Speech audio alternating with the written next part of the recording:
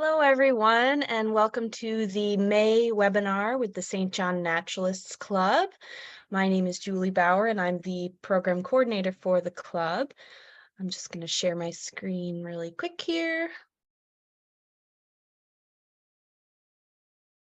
So I just wanted to first start off by saying that you can put any questions or comments you have throughout the webinar right in the chat, and we'll get to that towards the end. But today we're going to be hearing from Arielle de Merchant, who's going to be sharing her experiences as well as some tips and tricks on wildlife photography. But first, I'm going to just share a little bit about the St. John Naturalists Club. So we have been a club for over 60 years now, and our goal is to study, conserve, educate, and enjoy nature in the St. John area. Membership has its perks. We have monthly webinars, which you're at right now. We also have nature walks led by nature enthusiasts and experts. We have workshops on animals, plants, birds, and insects, just to name a few. And then we also have some nature conservation projects, such as the Greenlaw Mountain Hawk Watch, Point Lepreau Bird Observatory, Monarch Butterfly Conservation, and the Shorebird Conservation and Education Project. Becoming a member, you would get priority access to events with limited attendance. You get our monthly newsletter.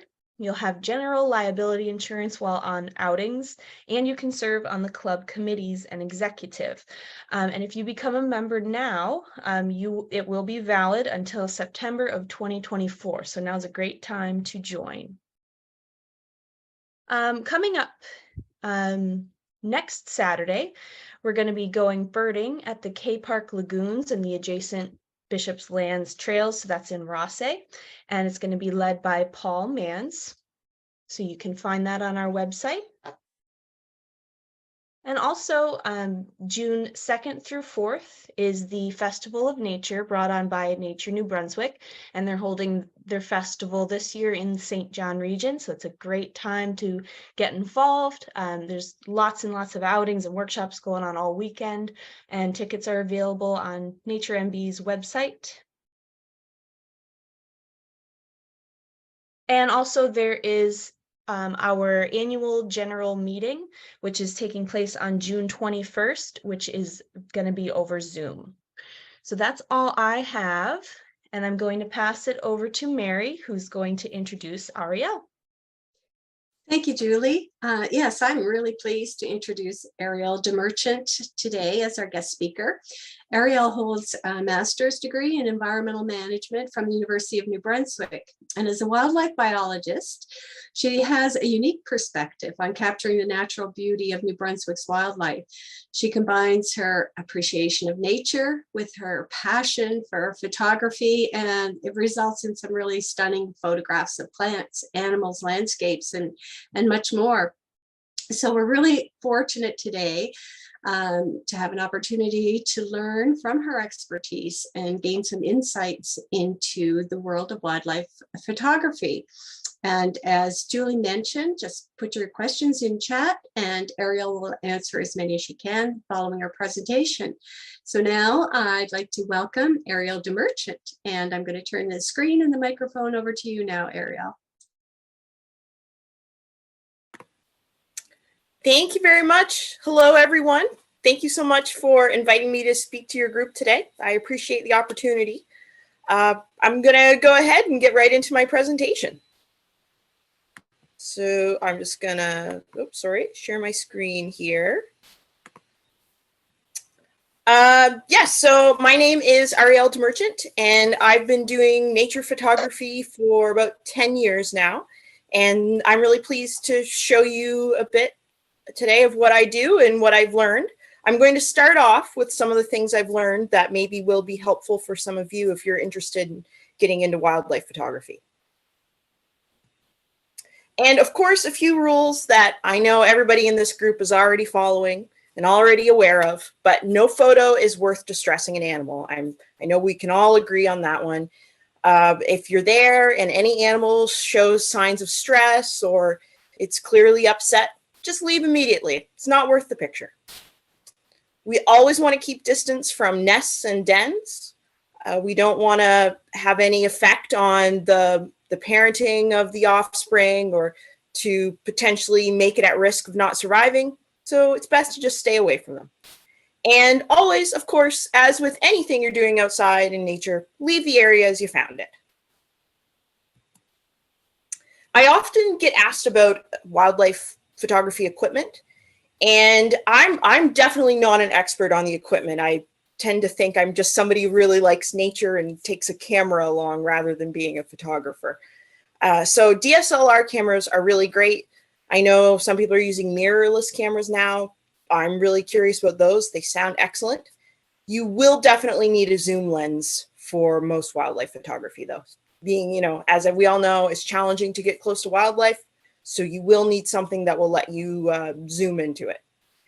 And monopods and tripods are very handy for photography. They can be helpful with wildlife.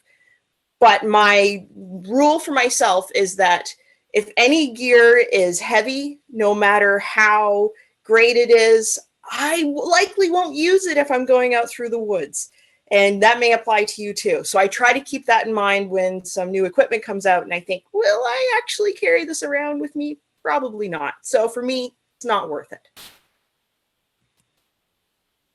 So getting into some tips now I'd like to share about wildlife photography. I learned very on to dress for success. You want to blend into your environment. You want to wear neutral colors or camouflage and have comfortable footwear. Warm clothing is always a must, and I've learned to always dress warmer than I need to be because I can always remove clothes. I can always remove a layer. I can take sweaters off. And because if you're out there and you're cold, you're not going to be comfortable. You're not going to stay. And there's nothing like, as with any outdoor activity, it's better to be overdressed than underdressed. And another thing I've learned is sometimes wearing my woods clothes, I'll stop at a gas station to get a drink or something, and I can look pretty awful, but I remind myself that I'm going to see the wildlife and they will not judge how terrible I look. So another tip, seems like a bit of an obvious one, but I think it's important, is to learn about your subjects. Learn about what kind of habitat the wildlife prefer. Consider how the seasons affect their behavior. I think of moose as a prime example of this. In the spring, early summer, I have the best luck finding moose in wet areas. It's really great. As the summer progresses, I find getting into July, August, they are gone from the water, generally speaking. I'm more likely to find them back up in the woods, up in the higher areas, because they're getting into the breeding season in fall, and their interests just completely change. It's also good to know when is the normal active time or feeding time for the animal. And again, a lot of animals like moose, they love that early morning, that dusk time. That's a great time to be out there seeing wildlife. Also, as I mentioned, where are you likely to find them during breeding or nesting season? Turtles are a great one to go see if you're familiar with where they like to breed, where they're going to be digging nests. A great opportunity to go see them. Another thing to keep in mind with wildlife photography is staying low. So it occurs to me that not many animals have the height that humans have. There are very few, actually, like moose, I guess, bears when they stand up. But most things aren't seeing the world from our perspective. Most things are very, very low to the ground. So it's helpful to get really low to see things from their perspective.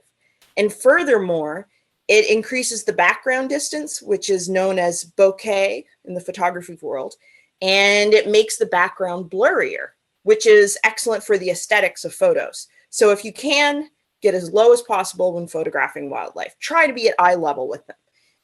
And sometimes, as in the cases of these two photos, that will involve getting really wet or muddy or dirty. But it's kind of fun at the same time, and I feel like it's worth it in the end. Another thing I've learned is to always keep snapping. As you're trying to get closer to an animal, at a safe close, of course, You never know when it will turn and go off and do its own thing. So don't wait to get to what you want as the perfect closeness to the animal. Take photos along the way because it can move at any time. And at least you'll have that last photo before it moves. So I try to like snap a photo, take a few steps, snap another one, take a few steps, keep going like that.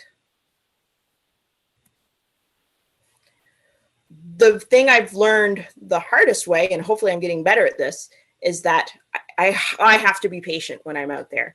That for me, what is just like waiting for an exciting moment or an exciting viewing, this is just everyday life for these animals. They have no time limits and they're just doing their own thing.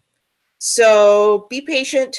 But also another point is that you never know what might come along instead while you're waiting for the wildlife to be in the perfect moment.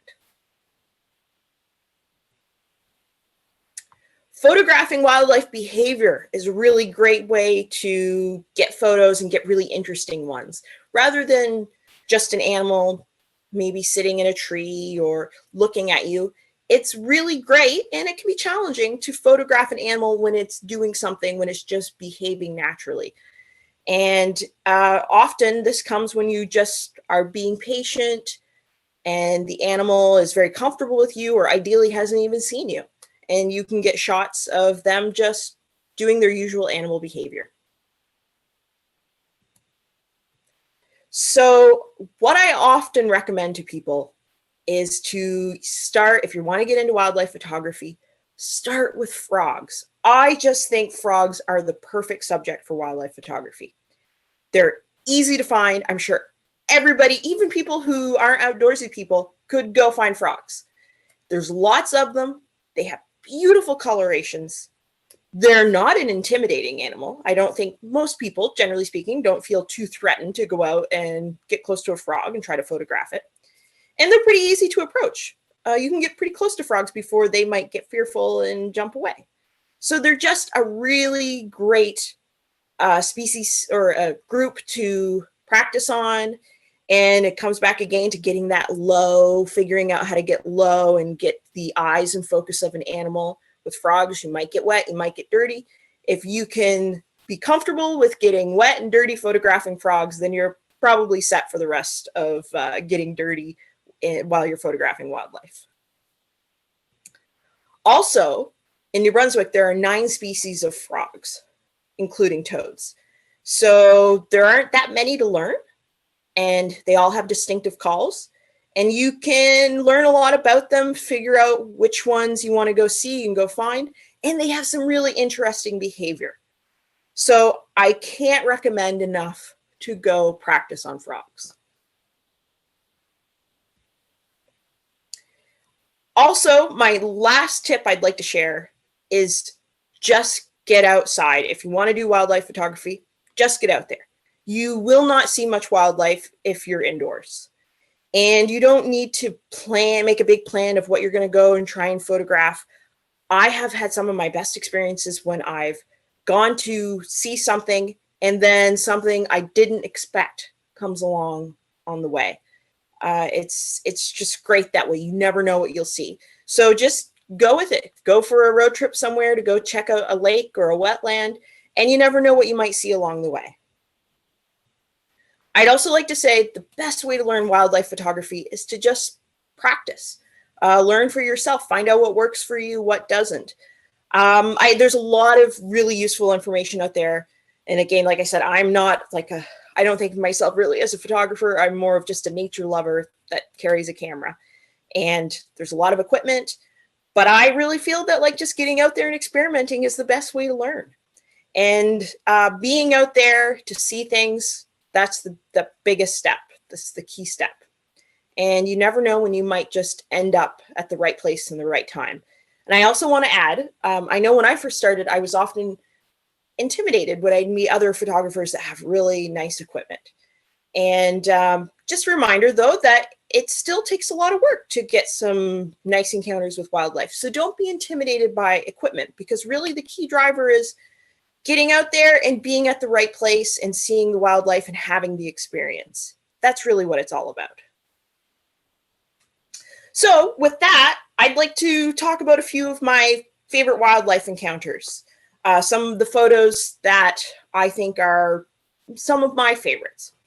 So this is a photo I took back in June 2022, so almost a year ago. I have a certain lake I like to go visit in the spring, and it has a lot of moose on it. And actually one morning when I arrived, there were 18 moose in this lake. There were 16 adults and 2 calves. And that's definitely one of the greatest experiences of my life. So I like to go there and respectfully keep my distance. I like to kayak with the moose, and I just find moose behave really differently when you're in a kayak. They seem a bit more tolerant and curious when you're in a kayak. So last summer I had this great encounter where I saw this cow with her very young calf on the shores of the lake. And I spent about half an hour watching her interact with the calf, and she let it nurse from her. And then they had a nap, which I thought was so cool to see. The nap for the cow meant her standing with her eyes closed, but her ears continuously turning like satellite dishes, I guess listening for threats or any danger, while the calf slept at her feet. So this was just a couple moments after they woke up from that nap. And the cow was coming to she's on the shore, she was coming to the lake to feed, and I got to watch. It was really cool. This is a photo that I love because, as I'm sure all of you being from St. John are very familiar with the abundant deer in the area. I took this photo in my partner's yard in St. Andrews. And it makes me laugh because we had gone out looking to see, and other places gone out looking to see bucks, not having much luck. And you come home and then there's this very nice 8-point buck in his yard eating apples from his apple tree. And he was very tolerant of us and let me snap this photo of him. And it just makes me laugh again about wildlife. You can't predict it. You never know how it's going to work out. I had a similar incident last summer when I went out trying to see black bears. I drove like quite a distance far away where I knew there were some black bears. I saw no bears that night. I came home that evening, and the next day my neighbors told me that while I was away, a bear and 2 cubs walked through our yards here at my house just outside Fredericton. And I was like, what? How did that happen? I was driving around looking for bears. So you just never know. This is a photo I got a few years ago of a pileated woodpecker with her chicks. I was so excited to finally find a pileated woodpecker nest, and I'm on the prowl for one this spring. I haven't found one yet, but they're just an incredible bird. They're so interesting to observe, and it just brings back a lot of really pleasant memories of me watching her feed her chicks. She was really high up, so it was quite challenging ever to get like really sharp images of them, but it was just really cool experience.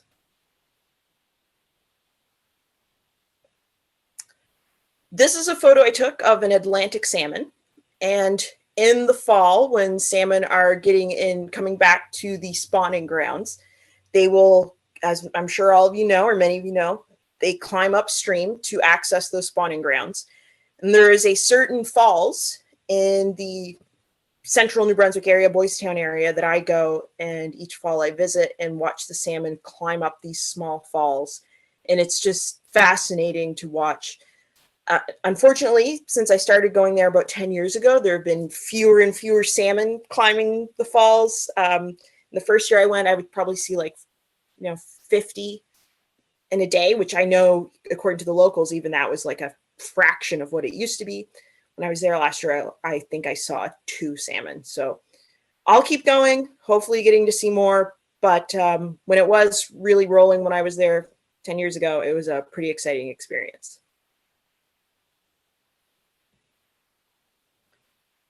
Now, this is a ruffed grouse taken at one of my favorite areas in the province, which is Napadogan. I don't know if any of you have driven through there. It's incredibly rural New Brunswick. I think it has a population of 5 people, but there are so many moose, so many bears, so many grouse. It's just a great spot to really get into the woods and kind of feel like you're you're really far away from civilization, but you're relatively close still to a paved road.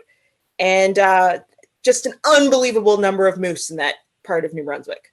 So I spend a lot of time there in the fall trying to go see moose. I've cut back a little bit with the prices of gas. There were some days years ago I used to go like twice a week, and it's about an hour drive from my house. But a really great area.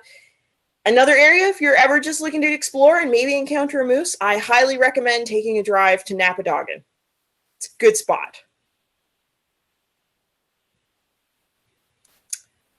This is a photo I took last summer. I really enjoy watching the Canadian tiger swallowtails. I think I was corrected on the species that they're a subspecies of the eastern tiger swallowtail, but I may be mistaken about that. Anyway, as I'm sure you know, they do the puddling activity where they are, I believe, feeding on minerals in the puddles, and the butterflies will all congregate there. And I just found it was so spectacular. There were so many there, and they were all flying around, and I happened to capture a shot of one above the group in the air. And I'm really intrigued this summer. I think I took this photo just like June of last year. I'm really intrigued to see more of that. I think I'm going to make an effort to go seek out some of this puddling behavior and to see what shots I can get, maybe multiple in the air. It's kind of fun with photography to have a photo or have an idea of what you'd like to see and try and make it happen. And that's how I feel with this. I find it quite exciting to go out and see what kind of shots you can get of that situation. So that's one of my goals for this summer.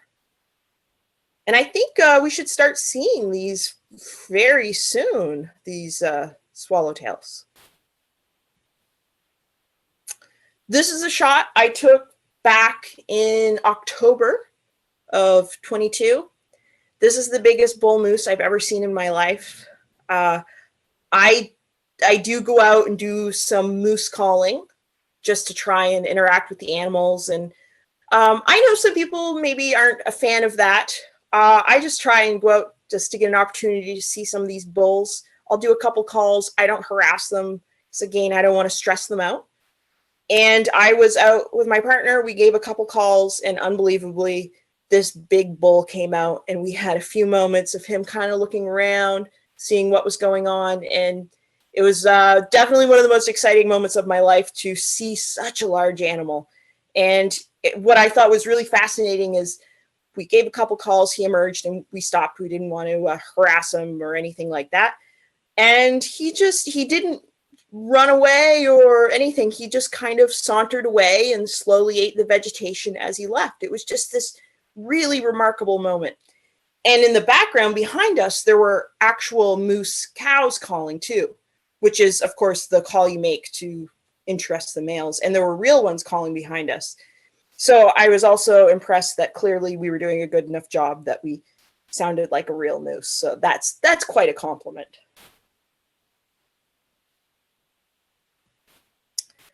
This is a photo I wanted to share because I had gone out actually looking for moose one morning. I was completely unsuccessful, but I had this really great interaction with this spruce grouse. This is a male. And again, you go out thinking you're going to see one thing. You don't. You have another interaction that can be as good, maybe better than what you're expecting to happen with another animal. Excuse me. I just think spruce grouse are just a phenomenally beautiful animal with the red above their eyes. And thankfully for them, they supposedly don't taste as good as ruffed grouse, so I don't think they're targeted as much for hunting. And they're just a very beautiful bird. So if you get a chance to see one of those, they're often, their method of survival is to just stay still. So people often joke about, they're not a very intelligent bird, but it's like, actually, it's a really effective way of surviving. If you see a predator, you just stand still, and most of the time they won't know you're there and walk by. So you can get often very close to these guys, which is what was happening at this time. And then eventually he started getting worked up, and he had his feathers up on his neck, his ruffled, and I think he was thinking there was another male in the area, so he was displaying and showing off. It was really cool. This is a photo I took a couple years ago And I want to share this one because, not so much because it's a great photo, it's just one of the greatest experiences I've ever had. This is the biggest black bear I have ever seen. And this was actually taken in the Napadogan area. And you can tell when a black bear is big by the size or how the ears look in reference to their head. If their ears are quite large, kind of like Mickey Mouse looking, that means they're usually young, not that big of a bear. As you can see with this guy's, his ears are relatively small. He was massive. He had that beautiful white blaze on his chest. It was just a phenomenal experience. When he saw me, most bears, when they see me, run away. This guy saw me, turned and looked at me like this. I was able to get a few shots, turned away and sauntered off. He was in absolutely no hurry. He was not intimidated by me in the least. It was a really remarkable experience. It's really cool when you get to see an animal like that that's just like an exceptional individual. Really big, really healthy looking. It was fantastic. And I think I have just a couple more here. This is another one actually I took just last year. Another day that I went out looking for moose. I do that a lot in the fall. I had no luck, but I was on my e-bike, biking back. By the way, if any of you are interested in getting an e-bike, thinking about it, highly recommend. E-bikes are fantastic. I was biking back and I saw a little black thing move on the road. And I was like, what the heck was that? Turned my bike, came back, and it was a baby snapping turtle. So this shell on this turtle was about 1.5 inches wide. I've never seen freshly hatched ones like this. It was incredible. And there were 6 of them. It ended up being in that area that had just emerged from their eggs. This was in the fall, and they were looking to find new wetlands. And what I thought was so amazing about it was I was actually quite far away. There was a very small wetland where they had been hatched from. The eggs had been laid along the edge of this tiny wetland. And they were just going out in every direction looking for other wetlands, other rivers, lakes to get into and start their life. I did not expect to see them there. It was so cool. And again, just another example of you never know what you're going to see when you go out looking for something else. This is a shot of 2 young barred owls. This was actually also taken last summer. There are a couple of biologists at my work. I work at New Brunswick Department of Natural Resources and Energy Development, and they do some barred owl banding of the chicks. They go out and find the nests, and they'll take the chicks once they hatch and they're of the right age and put bands on them for future identification and research. And I go out and help them. They let me tag along. And this was a shot I got of a nest when we arrived. We were a little later than we expected, and the chicks had already emerged from the nest. So they're still kind of flightless at this point, but they can climb incredibly well. And they were on the branches of the trees. And they're kind of funny looking at this age. And yeah, these were 2 that we got to see.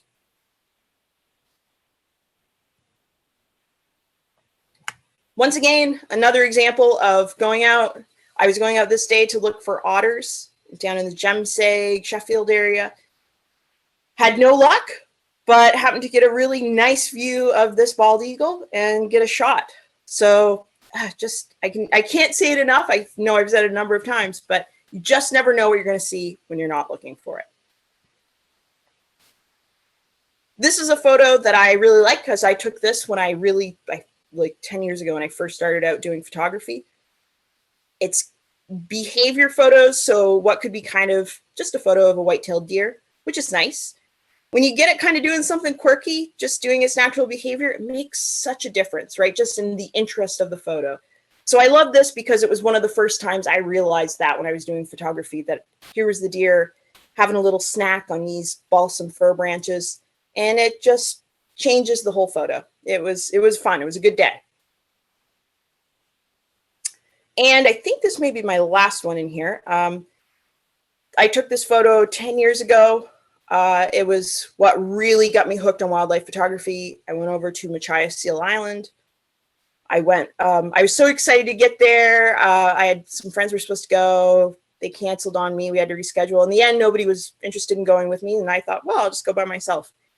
I was seasick all the way there on the boat, and I was seasick all the way back. But I had a glorious time while I was on the island getting to see puffins. If anybody gets the opportunity and you don't mind getting seasick, or hopefully you don't, go to Machias Seal Island and see the puffins. It's really cool. And once I took this photo and I got home and looked at it, it was like, okay, wow, I'm hooked on wildlife photography and trying to see wildlife. This is fantastic. So thank you very much for listening to my presentation. I have a Facebook page and an Instagram page that I try to be active on and keep updated. And also this photo, another topic we could talk about at some point is camera trap photography, where you put a camera out with a motion sensor in the woods, like a DSLR camera, and excuse me, and flashes, and they'll go off when the animal comes through. This was a Canada lynx that I had found a deer carcass that I put my camera trap on, and it came through to check out the carcass, and it was a pretty exciting moment. So that's what this photo is. So thank you everyone for listening to my presentation, and I welcome any questions you may have. And I will stop sharing. So there is a question in the chat, Arielle. Amazing photographs. Have you ever felt threatened by animals while you've been out photographing? That's a good question. I don't think so, really. Never when there was actually a threat. I try to read animals as best as I can and read up on how you do that. So moose, I know, are one that I'm sure people know that when they put their ears back, you know that they're getting worked up. And so that's probably the closest where sometimes I've been around a moose and you think, she might be getting a little nervous, or I'm going to give them a lot more space. So fortunately, I've never really felt threatened, but I think that's part of trying to learn their behavior and understand when the animal is upset. And I think that's a really important part of photography. And so, do you think that they also sense your calmness or nervousness? Would they pick up on that? That's a good question. I'm not sure. Because I hope so. I hope that me being calm and not trying to be aggressive or nervous will help that situation. I don't know. I hope so. What is your favorite zoom lens? So last year I bought a new Nikon. I think it's a 200 to 500 millimeter. I forget the f-stop on it. I guess I don't have it close by, but it's massive. It's a great zoom lens, but it's heavy.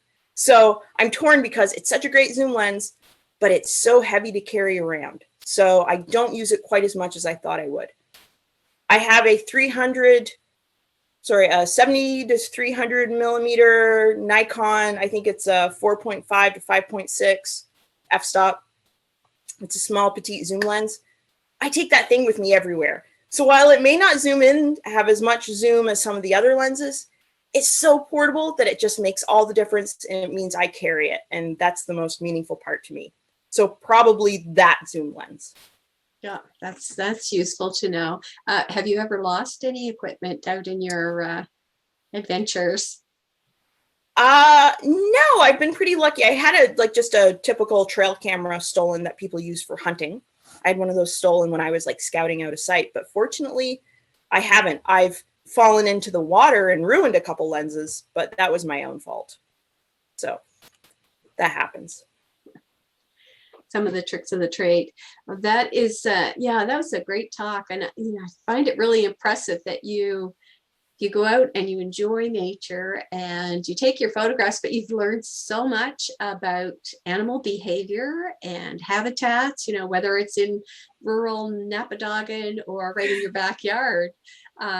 So thank you so much for all those practical tips, and the photos are amazing. And thank you. Appreciate the lynx photograph that just blows my mind. That's wonderful. So thank you very much, Arielle. And I'd like to thank everybody for joining us, and to remind everyone to check the St. John Naturals Club website for any upcoming outings. And with that, I'm going to say thank you. Have a great weekend. And thanks so much, Arielle. Thank you, everyone. Have a great weekend. Bye.